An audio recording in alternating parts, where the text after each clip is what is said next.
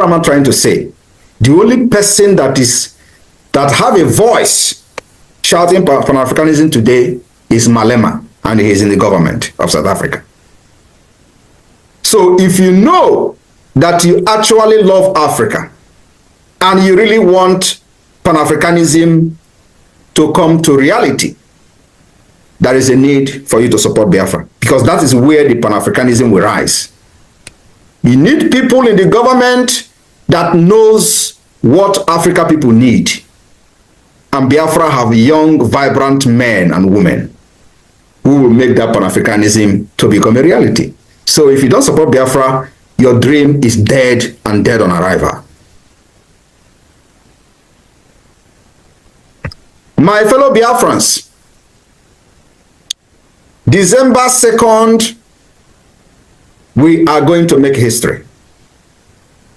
This December 2nd is sacrosanct in the history of Biafra, as we are going to fulfill our destiny on that very day. The heaven and the earth will stand still to witness the occasion. The sun will bear witness, and the enemies will tremble before us as the world behold the emergence of the United States of Biafra on international stage. For decades, Biafra have stood firm, fearless, resilient, and unwavering against Nigeria, terrorism, and oppressors. Today, we on the brakes of the new era. We are ready to claim and reclaim our destiny and officially restore Biafra as an independent nation. This isn't just the culmination of journey.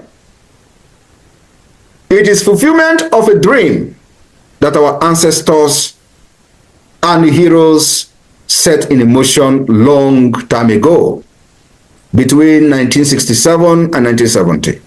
Their vision is now our reality, and every Biafran alive today is part of this historic legacy. Those of you in the United States that has made us to realize this dream up to this point, you are a hero and heroine of the Biafra nation.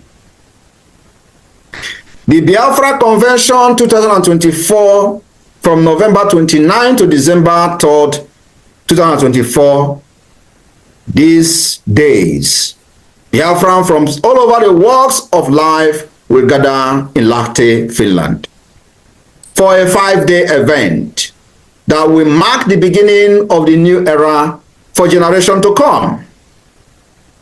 This is more than just convention, and I'm telling you, the enemy are not happy. They have done everything thinking that Nigeria can control and can get anything they want. But today, we are not just asthmating them. We are showing to them that not every country supports evil. It's a unification of a people reclaiming their identity, purpose, and future. The energy will be electrifying, historic, and the pride uncontainable as Biafrans come together to declare their restoration of their sovereignty. This monumental and historical event will showcase the symbol of our independence and identity, and here's what we have in stocks. For those who have been asking questions, what is this convention all about? You want to declare independence in a foreign land? We are not declaring independence in a foreign land. The independence of Biafra has already been declared. We are only restoring our lost sovereignty, just like the Lithuanians. The point is that the people don't read history. We are not going to be the first country to restore a lost sovereignty state. We will launch the Biafra National Identity Card and Passport during the Finland Convention. Finally, making every Biafran place and belonging official across the globe, we will unveil Biafra Ejema during this convention. The Biafra currency will be unveiled. A testament to our economic independence and strength. The flag of the United States of Biafra will be raised, standing tall as a banner of our unity and resilience, representing Biafra to the world. We also will adopt the Biafran Constitution during this convention, a document that enshrines our rights, principles, and governance for our new nation during this convention. We will also present the map of the United States of Biafra officially, defining our rightful borders and land. It is not just a map, it's a declaration of our place in the world. My fellow Biafrans in the US, we have dignitaries that will embrace the convention in Finland. Powerful policymakers from different parts of the world will be present in Finland. Powerful speeches will echo throughout the event with delegates and key international figures voicing our shared struggle for freedom, resilience, and determination. And in a formal oral declaration of independence, of the restoration of the independence of Biafra, we will outline each vital aspect of our freedom step by step, solidifying our path to sovereignty state. This convention will also feature national debate on the issue that matters most to our new nation, uniting Biafrans from all backgrounds, representatives from across the 40 United States of Biafra, delegation from the different countries where Biafra has their liaison offices, and vote on bills, creating the legal backbone of our nation. The establishment of the declaration document will formally declare our restoration of independence of Biafra, marking our collective vision for the future. And to seal this commitment, Biafra delegate will sign this historic document symbolizing our dedication to a free and independent Biafra. This is just the tip of the iceberg, as many other incredible things will unfold as the United States of Biafra begin to formally enter into bilateral relationship with other existing nations of the world. And in this convention, we will have one of the emerging nation president to be part of it. This is not just gathering of people. It will be unified voice of over 50 million Biafrans who have already voted in the self-referendum, reflecting the clear will of the people to establish the United States of Biafra. On November 28, the final vote count will be concluded. And if the majority says yes to independence of Biafra, Biafra people will give the Biafra government the mandate on December 2nd to officially declare the restoration of independence of Biafra, fully defend it. The Biafra government will then be empowered by this legal document that will be generated from this convention and granted all legitimacy over a sovereign and independent United States of Biafra. This whole world will be watching, and the history awaits us all. I want you to understand that once this document has been generated and the Constitution of Biafra is voted on, which is a continuous document, a living document from the 1967 to 1970, the battle for the recognition of Biafra will then begin. At the same time, the legitimization of the Nigeria state within Biafra land will enter gear 10.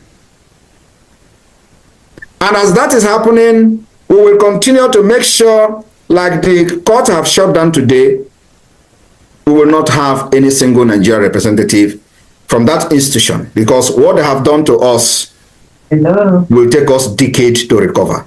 They have brought, the judiciary have brought anarchy, insecurity, and what have you in Biafra land. And the earlier we eradicate them, the earlier we evict them, the better for us. Biafra government have already laid down all the principles and mechanisms to begin to set out the judiciary of the Biafra government. It's going to take us time. If you think that this is going to be easy, think again. But let me tell you, we have every template, step by step. And you can see we are winning this war even without firing a shot. The diplomatic approach, political approach, and armed struggle approach can never fail us this time around. We will make sure we give sleepless night to those who don't want us to sleep. We will give violence to those who brought violence to us. We will defend ourselves with the same mechanism they have come to kill our people. Guns and bullets. I want you to be very proud of yourself, because it is because of you that Biafra land have seen and enjoy peace. Irrespective of the propaganda, do not listen to them. Every one of us, every true Biafran, the 50 million Biafran people who have voted for the self-referendum knows the what, and they trust this government. And that is the reason every time we ask them to do something, they do it willingly, because they know it is all for their good. The price they pay today, they will enjoy tomorrow. If you have not joined this struggle, I don't know what you are waiting for. The time is now, because tomorrow may be too late for you. We will continue to defend our land against Nigeria state. We will continue to demand the withdrawal and the militarization of the Biafra land. We will continue to make sure that all checkpoint is dismantled. It does not matter how long it takes us. We will continue to engage them one after the other until they are gone from our land. Thank you very much. Airborne to the Biafra Defense Force, airborne to the Biafra Liberation Army. They have not even seen anything. We will give them madness. And at the end, everybody will hail Biafra. And we will give glory to God. Thank you very much. May God bless all of you. All right, wonderful people. Welcome back to this wonderful channel where we bring you back-to-back update and information as the hot. In case you have not joined our social media handle, what are you waiting for? Kindly go ahead and subscribe, like, comment, share, and also remember to on your notification button so that whenever our news drop, you will be the first. We will collect them. Let's go down to the news proper as it is hot. A lawmaker representing Ikuano, Umuahia North, Umuahia South Federal Constituency, Abia State, Obi Agwocha, has visited the detained leader of the indigenous people of Biafra, Nnamdi Kanu. The visit, which took place on Thursday, October 24th, 2024, is part of an ongoing effort to find a political solution to the continued detention of the IPOB leader. Kanu, who was arrested on June 27, 2021 in Kenya and subsequently extradited to Nigeria, is facing charges of terrorism, treasonable felony, and inciting violence through his Radio Biafra, amongst others. A statement issued on Saturday by the media team of the lawmaker noted that Agwocha was recently approached by Kanu's legal team, complaining of its inability to interface with the detained leader. The statement read in part, "A few days ago, the lawyers to Mazi Nnamdi Kanu reached out to his honorable member, Obi Agwocha, representing Ikuano, Umuahia North and Umuahia South Federal Constituency. This was about the long-running difficulties being encountered by the legal team in their effort to gain access and meet with their clients. Honorable Obi Agocha took urgent steps in writing the Department of State Security and Tajun Abbas, Honorable Speaker of the 10th House of Representatives, seeking their immediate intervention. A meeting of the aforementioned was positive to the effect that Honorable Obi Agocha, having inquired from the DSS, who informed that the seeming pause to assessing Nnamdi Kanu was occasioned by his lawyers asking the judge to rescue herself, which requires further legal processes and is also known to both parties. Honorable Obi Agocha had a physical audience with Nnamdi Kanu on Thursday, 24th of October 2024, in the company of an immediate family member, MS Ezioma Stella Ikpon. Honorable Obi Agocha fully briefed Mazen Nnamdi Kanu about the circumstances during their meeting. The statement further noted that the legal team have now been granted access to Kanu. A resolution was reached regarding the lack of access to Nnamdi Kanu by his legal team, who hereby are granted the requisite access to their client, the statement added.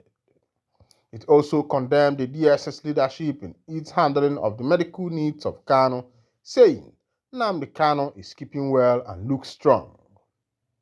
Honorable Agocha appreciates the commendable efforts of the new leadership of the DSS in ensuring that Nnamdi Kanu's health care needs are met, including the approval of his request for access and attention to private medical care and to a doctor of his choice, to which Honorable Obi Agocha is pleased to confirm that Mazen Nnamdi Kanu has received private medical attention as recently as October 3, 2024.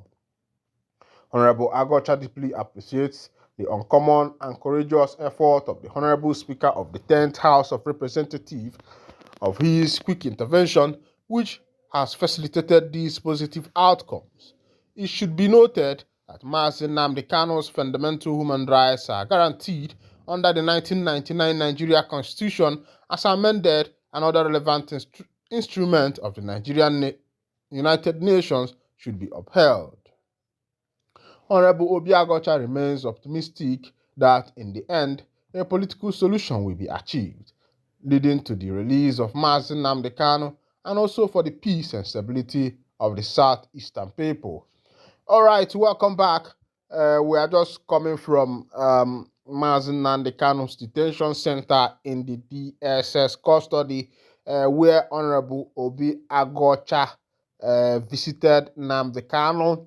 And according to him, he said he has resolved the issue between Kanu and the DSS people. Of course, you know that Mazen Nnamdi Kanu's legal team we are barred from visiting him, but as it is, that matter has been resolved, even though that I was expecting to hear from Honorable Obi Agocha date of Mazen Nnamdi Kanu's release. But of course, from what you can see, the politicians are still beating around the bush. They have refused to go straight to the point to demand release or protest for the release of Mazen Nnamdi Kanu, the leader of the indigenous people of Biafra. Remember that Kanu has promised that if he is released anytime, that the insecurity in the southeast will receive what is called a pause and stop. Another information, the IPOB has said that Nnamdi Kanu is their sole founder. IPOB tells Nigerian army. Let's go down to the full detail of that particular information. The indigenous people of Biafra, IPOB, has accused the Nigerian army of intimidating and misleading the judges handling the case of its leader, Mazen Nnamdi Kanu, with fake news about the pro-Biafra group. The pro-Biafra group also dismissed as falsehood and lie from the pit of hell the claim by the Nigerian army that it has arrested the founding father of IPOB, adding that it is one of the lies and fake news the Nigerian army has been using to intimidate and mislead the judges handling the case of its leader, Mazen Nnamdi Kanu. IPOB, in a statement by its media and publicity secretary, Emma Powerful, entitled Nigerian Army should stop intimidating and misleading the judges with fake news about IPOB, alleged that each time the case of its leader draws closer, the Nigerian army will come up with fake news or arresting of killing IPOB member. The pro-Biafra group urged the Nigerian army to stop showing the Nigerian public and the world that it has no class, no honor, and no dignity, adding that the history of how IPOB was founded is a matter of public knowledge that predates the childish antics by the media department of the Nigerian army. IPOB queried the people handling Nigerian army medal, telling us they are not aware that Mazi Nnamdi Kanu was the founder and leader of the IPOB before they invaded his house to kill him in his Umuahia home on October 14, 2017. Is it the Nigerian army ignorant of the leading count in the unlawful charges leveled against Mazi Nnamdi Kanu to the effect that he is the founder and the leader of the IPOB? How come the new founder of IPOB has emerged from the Nigerian army after the arrest of criminals they have been parading as IPOB? The Nigerian army should stop giving the impression that it has no class, no honor, and no dignity. IPOB statement reads further, "We, the great and noble family of the indigenous people of Biafra, IPOB, led by our indomitable leader, Mazi Nnamdi Kanu, wish to bring the latest pathetic attempt by the Nigerian army in a long line of previous wretched attempts to influence the justice in upcoming case of our leader, Mazi Nnamdi Kanu. The illegal proscription of IPOB will surely fail as all previous attempts did. No content with using gullible media house under their payroll to demonize IPOB. The Nigerian army has now gone one step further in the voyage of ridiculous step by stating that they arrested the founding father of IPOB, whom IPOB did not know. The question of any sensible person should ask is where on earth is the founding mother of IPOB now the Nigerian army has claimed they have arrested the founding father of IPOB? What sort of officer and gentleman will agree to be trotted out in front of cameras and microphones to take a mockery of the image of Nigerian army that shows no class, no honor, no dignity, said IPOB leader. The history of how IPOB was founded is a matter of public knowledge that predates the childish antics by the media department of the Nigerian army. Are the people handling the Nigerian army telling us they are not aware that Mazi Nnamdi Kanu was the founder and leader of IPOB before they invaded his house and to kill him on October 14, 2017? Is the army ignorant of the leading count in the unlawful charges? Alright, wonderful people. Now don't see as that one they happen. The Nigerian army said that they have arrested the founding father of IPOB, and the members of IPOB are worried. Their worry is who is now the founding father of the IPOB. If there is another founding father of IPOB, what about Mazi Nnamdi Kanu, their leader? This is the question that IPOB members are asking. Meanwhile, this is where I'll be winding down the curtain, and if this is your first time of joining us on this channel, kindly go on and subscribe, like, comment, and also remember to share. Thank you for listening. God bless you.